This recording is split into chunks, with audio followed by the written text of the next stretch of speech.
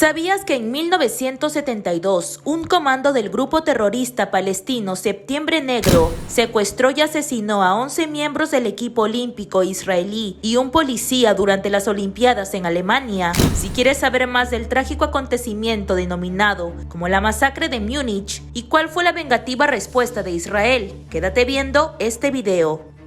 Pero antes de continuar, recuerda suscribirte a nuestro canal de YouTube y activar la campanita de notificaciones para que YouTube te avise cada vez que subimos un video nuevo. The raid happened at about 4 a.m. El 5 de septiembre de 1972, a las 4 de la madrugada, 8 hombres armados, miembros del grupo extremista palestino Septiembre Negro, saltaron por encima de una cerca de alambre de unos 2 metros de altura y caminaron sigilosamente hacia los apartamentos de los atletas israelíes en la Villa Olímpica de Múnich. The gunman shot dead 2 Israelis. And are now holding 20 athletes. A las 4:25 los atacantes insertaron una llave maestra en la cerradura y abrieron la puerta hacia un vestíbulo que daba hacia los apartamentos. Tras forcejear con algunos de los atletas, los militantes palestinos mataron a 2 y tomaron de rehenes a 9 deportistas y entrenadores israelíes. Para liberarlos, los atacantes exigían la liberación de más de 200 prisioneros palestinos que habían sido capturados por Israel y trasladaron a los rehenes a un aeropuerto de la ciudad donde las fuerzas de seguridad de Alemania Occidental intentaron rescatarlos. Pero el plan de rescate fracasó y se desató una masacre en la que murieron los 9 miembros del Comité Olímpico Israelí, un oficial de la policía de Alemania Occidental y 5 de los 8 pistoleros. Los otros 3, identificados como Adnan al-Gashey, Jamal al-Gashey y Mohamed Safadi, fueron capturados por la policía alemana, que los liberó después de que un avión de la aerolínea alemana Lufthansa fuera secuestrado en un intercambio para salvar vidas. Tras su liberación, los 3 hombres fueron trasladados a Libia, donde fueron recibidos por Muammar Gaddafi como héroes. En meses posteriores, muchos de los miembros del grupo Septiembre Negro que participaron en la organización de la masacre de Múnich fueron asesinados y comenzaron rumores de que la inteligencia israelí estuvo detrás de los asesinatos, en lo que habría sido parte de una operación encubierta conocida como Cólera de Dios. Solo uno de los atacantes, Jamal al-Gashey, sobrevivió y hasta finales de los 90 aún se pensaba que vivía escondido. Israel además acusó a las autoridades de Alemania Occidental de no haber proporcionado la seguridad adecuada en los Juegos y de no haber tomado acciones inmediatas, pues un día después de la matanza, las Olimpiadas continuaron. ¿Pero en qué consistió la vengativa operación de Israel bautizada como Cólera de Dios?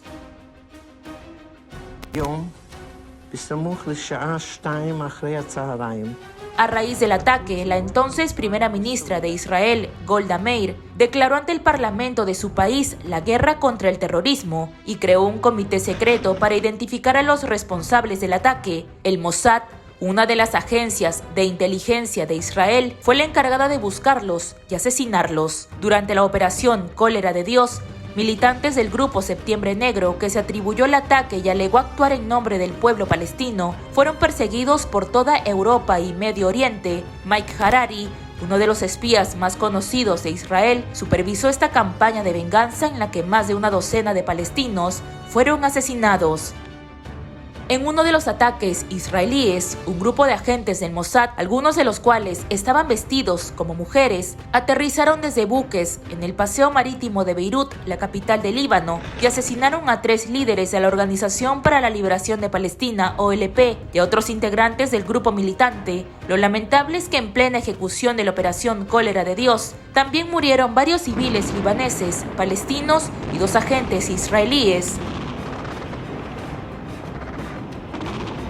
El 16 de octubre del mismo año, el traductor palestino Walt Schweitzer se convirtió en el primer blanco de la operación Cólera de Dios en Europa. El Mossad sospechaba que Schweitzer era el jefe de Septiembre Negro en Roma y 2 agentes israelíes lo asesinaron disparándole 11 veces cuando regresaba a su apartamento en la capital italiana.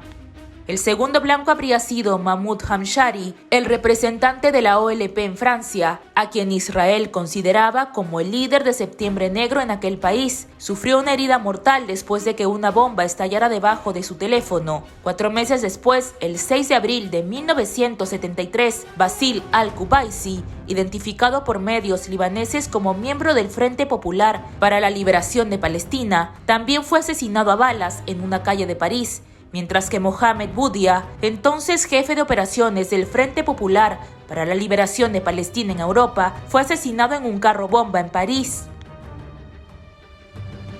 Pero ¿cuál era el objetivo de la operación Cólera de Dios tras la ola de asesinatos cometidos? Según Michael Brenner, profesor de Historia y Cultura Judía de la Universidad de Múnich, los principales objetivos de la operación Cólera de Dios eran hacer justicia a las familias de las víctimas y mostrarle al mundo que Israel no iba a permitir la impunidad en crímenes contra sus ciudadanos.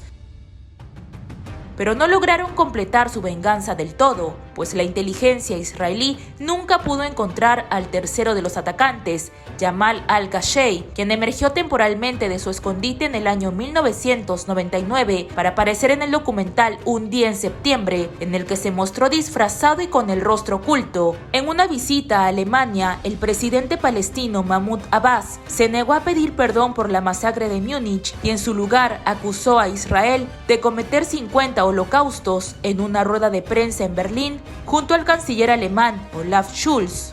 50 masacres, 50 holocaustos y hasta el día de hoy, todos los días, tenemos muertos asesinados por el ejército israelí. Los familiares de las víctimas pidieron una indemnización al gobierno de Alemania por la falta de seguridad y protección a los deportistas en los Juegos. Según reportes de The Times of Israel, Alemania le dio a las familias de las víctimas unos 4,19 millones de marcos, equivalentes a $2 millones, inmediatamente después de ocurrida la masacre. Y meses más tarde se les otorgó a los deudos $28 millones adicionales. Y es que este acontecimiento quedó como precedente a los tensos conflictos que se viven hoy en día entre Palestina e Israel, enfrentamientos que desde hace años mantienen y en el que lamentablemente cada vez hay de por medio más muertes de inocentes.